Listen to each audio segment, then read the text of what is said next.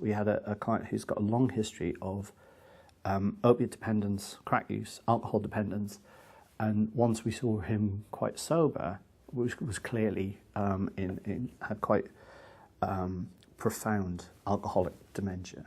And I don't know if there's a formal diagnosis, but there's certainly elements that would suggest there's some personality issues in there. So you have this man who's very confrontational, very aggressive, very difficult to deal with, would refuse to take medication on the ward, would spend his whole time asking for more drugs, shouting for more drugs, and is very difficult to manage because it takes everybody's time away from everybody else. He had, I think, somewhere in the region of 100 to 150 admissions to St Thomas's in about 18 months.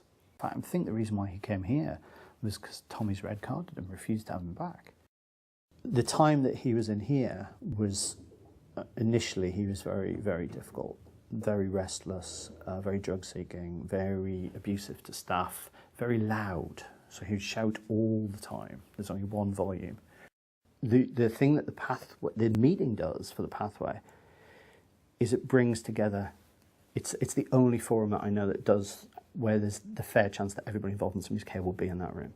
And you have that core pathway team, and then you have these satellite, like people like myself who are there because there is some overlapping or because I have specific patients in common. And, you come in and you go and you're there for those kind of things.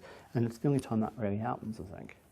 Quality of care that we were able to give to him was massively improved. And there's a fair chance he would not have stayed in hospital.